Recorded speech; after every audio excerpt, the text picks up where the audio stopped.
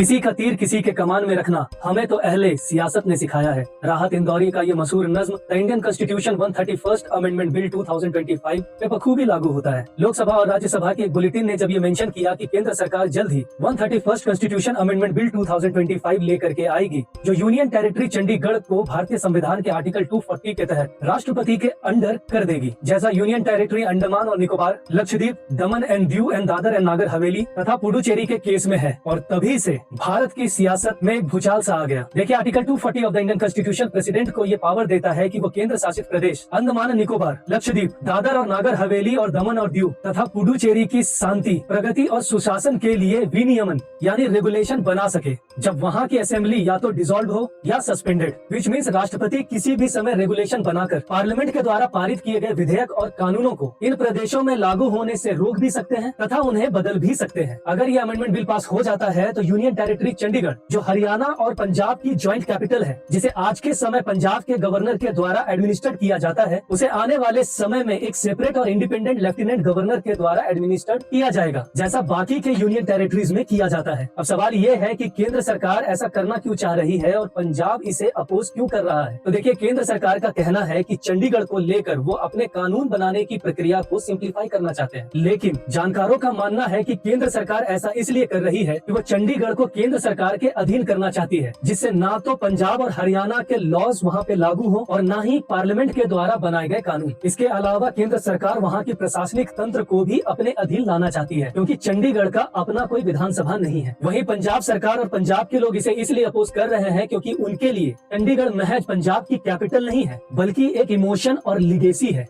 भारत की आजादी के बाद भारत सरकार ने पंजाब और पंजाबियों को एक सेपरेट कैपिटल चंडीगढ़ देने का वादा किया था as a replacement of Lahore, जो उनकी प्रीवियस कैपिटल थी। और इसके लिए भारत के पहले प्रधानमंत्री पंडित जवाहरलाल नेहरू ने the famous Swiss French architect Le Corbusier को एक planned city, the city of beauty, develop करने का काम सौंपा था। और फाइनली सितंबर 21, 1953 को इसे पंजाब की कैपिटल डिक्लेयर कर दिया गया, जिसका इनॉग्रेशन भारत के पहले राष्ट्रपति राजेंद्र प्रसाद के द्वारा 7 अक्टूबर 1953 को किया गया। But now the question is what about Haryana. तो देखिए, 1966 में पंजाब से हरियाणा के अलग हो जाने के बाद चंडीगढ़ को एक यूनियन टेरिटरी यानी केंद्र शासित प्रदेश डिक्लेयर करके उसे पंजाब और हरियाणा की ज्वाइंट कैपिटल बना दिया गया। लेकिन 1970 में उस समय की प्रधानमंत्री श्रीमती इंदिरा गांधी ने ये घोषणा की कि चंडीगढ़ पूरी तरह से पंजाब को सौंप दिया जाएगा और हरियाणा के लिए एक अलग से कैपिटल की व्यवस्था की जाएगी। लेकिन आज 60 सालों के बाद भी ना तो पंजाब और ना ही हरियाणा को अपना एक सेपरेट कैपिटल मिल पाया है। The Indian constitution 131st amendment bill pay आपका क्या कहना है, कमेंट करके बताइए।